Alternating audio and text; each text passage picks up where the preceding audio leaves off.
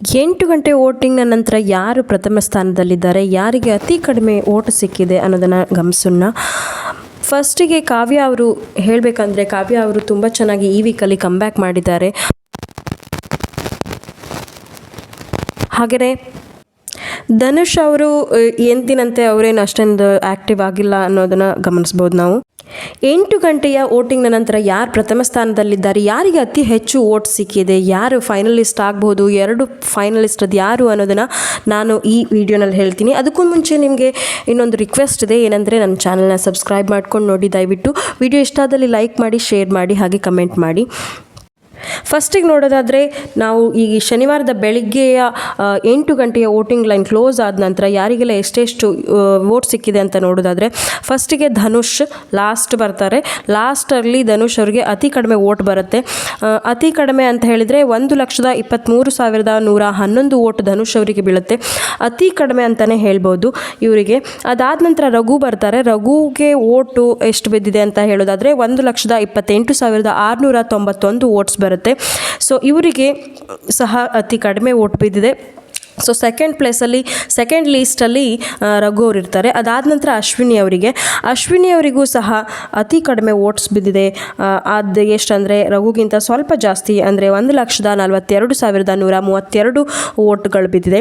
ಇನ್ನು ಕಾವ್ಯ ಶೈವ ಅವರು, ಇದು ಹಿಂದಿನ ಸ್ಲಾಟ್ನಲ್ಲಿ ಅವರಿಗೆ ತುಂಬ ಕಡಿಮೆ ವೋಟ್ ಬಿದ್ದಿತ್ತು. ಈಗ ಅಶ್ವಿನಿ ಅವ್ರಿಗಿಂತಲೇ ಕಮ್ಮಿನೇ, ಬಟ್ ಈ ವಾರದಲ್ಲಿ ಅವರಿಗೆ ಸ್ವಲ್ಪ ಜಾಸ್ತಿ ಬಂದಿದೆ. ಎಷ್ಟಂದರೆ 2,51,463 ವೋಟ್ ಬಂದಿದೆ.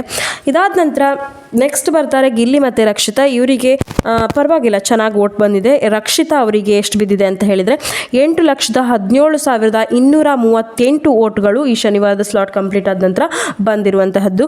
ಗಿಲ್ಲಿ ನಟ ಅವರಿಗೆ ಎಷ್ಟು ಬಂದಿದೆ ಅಂತ ನೋಡೋದಾದರೆ, ಇದು ಹೈಯೆಸ್ಟ್ ಬಂದಿದೆ. ಸೊ ಎಷ್ಟು ಬಂದಿದೆ ಅಂತ ಹೇಳಿದರೆ 23,31,934 ವೋಟ್ಸ್ಗಳು ಬಂದಿದೆ. ಸೊ ಫಸ್ಟಿಗೆ ಗಿಲ್ಲಿ ಅವರು ಸ್ಟ್ಯಾಂಡ್ ಆಗ್ತಾರೆ. ಸೊ ಗಿಲ್ಲಿ ಅಥವಾ ರಕ್ಷಿತಾ ಮಧ್ಯ ಕಾಂಪಿಟೇಷನ್ ಆಗುತ್ತಾ ನೋಡಬೇಕು. ಅದ ನಂತರ ಬನ್ನಿ ಫ್ರೆಂಡ್ಸ್, ಎಷ್ಟು ಪರ್ಸೆಂಟೇಜ್ ವೋಟ್ಗಳು ಎಲ್ಲರಿಗೂ ಸಿಕ್ಕಿದೆ ಅನ್ನೋದನ್ನು ಗಮನಿಸೋಣ. ಫಸ್ಟಿಗೆ ಗಿಲ್ಲಿ ಅವರು ಬರ್ತಾರೆ. ಗಿಲ್ಲಿ ಅವರಿಗೆ 37% ವೋಟ್ ಸಿಗುತ್ತೆ. ಸೊ 37ರಿಂದ 38%ನಷ್ಟು ವೋಟು ಗಿಲ್ಲಿ ಅವರಿಗೆ ಸಿಗುತ್ತೆ. ಅದಾದ ನಂತರ ಬರ್ತಾರೆ ರಕ್ಷಿತಾ ಅವರಿಗೆ ಪರವಾಗಿಲ್ಲ 28% ವೋಟನ್ನು ಗಳಿಸ್ಕೊಳ್ಳೋದ್ರಲ್ಲಿ ಯಶಸ್ವಿ ಆಗ್ತಾರೆ. ನಂತರ ಅಶ್ವಿನಿ ಅವರು ಬರ್ತಾರೆ. ಅಶ್ವಿನಿ ಅವರು 9.9% ವೋಟನ್ನು ಅಷ್ಟೇ ಗಳಿಸ್ಕೊಳ್ತಾರೆ.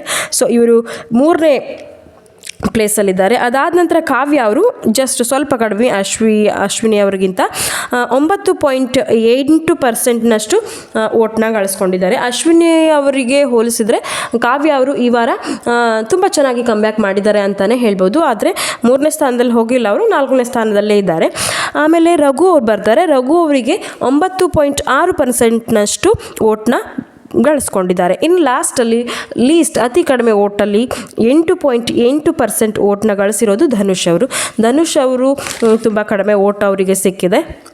ಇನ್ನು ಟೋಟಲ್ ಆಗಿ 13 ಸ್ಲಾಟ್ಸ್ಗಳು ಕಂಪ್ಲೀಟ್ ಆದ ನಂತರ ಟೋಟಲ್ ಆಗಿ ಒಬ್ಬೊಬ್ಬ ಕಂಟೆಸ್ಟೆಂಟ್ಸ್ಗೆ ಎಷ್ಟು ವೋಟ್ ಬಿದ್ದಿದೆ ಅಂತ ಗಮನಿಸೋದಾದರೆ, ಫಸ್ಟ್ ಲೀಸ್ಟಲ್ಲಿ ಧನುಷ್ ಅವರೇ ಬರ್ತಾರೆ. ಸೊ ಅವರಿಗೆ 81,35,456 ವೋಟ್ಸ್ಗಳು ಬಂದಿರುತ್ತವೆ. ಇದು ಅತ್ಯಂತ ಕಡಿಮೆ ವೋಟ್ಸ್. ಸೊ ಅದಾದ ನಂತರ ರಘು ಅವರು ಬರ್ತಾರೆ. ರಘು ಅವರಿಗೆ 88,94,123 ವೋಟ್ಸ್ಗಳು ಬಂದಿರ್ತವೆ. ಅದಾದ ನಂತರ ಕಾವ್ಯ ಅವರು ಬರ್ತಾರೆ. ಕಾವ್ಯ ಅವರಿಗೆ ರಘು ಅವ್ರಿಗಿಂತ ಸ್ವಲ್ಪ ಜಾಸ್ತಿ ಬಿದ್ದಿರುತ್ತೆ. ಸೊ ಅವರಿಗೆ ಎಷ್ಟು ಬಿದ್ದಿರುತ್ತೆ ಅಂದರೆ 90,85,678 ವೋಟ್ಗಳು ಬಿದ್ದಿರ್ತವೆ. ನಂತರ ಅಶ್ವಿನಿ ಅವರು ಬರ್ತಾರೆ. ಅಶ್ವಿನಿ ಅವರು ಸಹ ಕಾವ್ಯ ಅವ್ರಿಗಿಂತ ಸ್ವಲ್ಪ ವೋಟ್ನಲ್ಲಿ ಜಾಸ್ತಿ ಬಿದ್ದಿರ್ತಾರೆ. ಅವರಿಗೆ ಎಷ್ಟು ಬಿದ್ದಿದೆ ಅಂದರೆ 91,98,345 ವೋಟ್ಸ್ಗಳು ಬಂದಿರ್ತವೆ. ಅದಾದ ನಂತರ ರಕ್ಷಿತಾ ಅವರು ಬರ್ತಾರೆ. ರಕ್ಷಿತಾ ಅವರಿಗೂ ಅಶ್ವಿನಿ ಅವರಿಗೂ ತುಂಬ ಡಿಫ್ರೆನ್ಸ್ ಇದೆ. ಸೊ ಎಷ್ಟಂದರೆ 2,12,4,892 ವೋಟ್ಗಳು ಬಿದ್ದಿದೆ. ಸೊ ಅಶ್ವಿನಿ ಅವ್ರಿಗೂ ರಕ್ಷಿತಾ ಅವ್ರಿಗೂ ಸುಮಾರು ಡಿಫ್ರೆನ್ಸ್ ಇದೆ. ಎಷ್ಟಂದರೆ 1,20,654 ಅಷ್ಟು ಡಿಫ್ರೆನ್ಸ್ ಇದೆ. ಸೊ ಗಿಲ್ಲಿ ಅವರಿಗೆ ಎಷ್ಟು ಬಂದಿದೆ ಅಂತ ನೋಡೋದಾದರೆ, ರಕ್ಷಿತಾಗಿಂತ ಸ್ವಲ್ಪ ಜಾಸ್ತಿ ಬಂದಿದೆ. ಸೊ ಎಷ್ಟಂದರೆ 3,56,123 ವೋಟ್ಸ್ಗಳು ಬಂದಿದೆ. ಸೊ ಇದಿಷ್ಟು ಶನಿವಾರದ ಬೆಳಗಿನ ತನಕ ಮಾತ್ರ. ಅದರ ನಂತರ ವೋಟಿಂಗ್ ಲೈನ್ಸ್ ಇರುತ್ತೆ.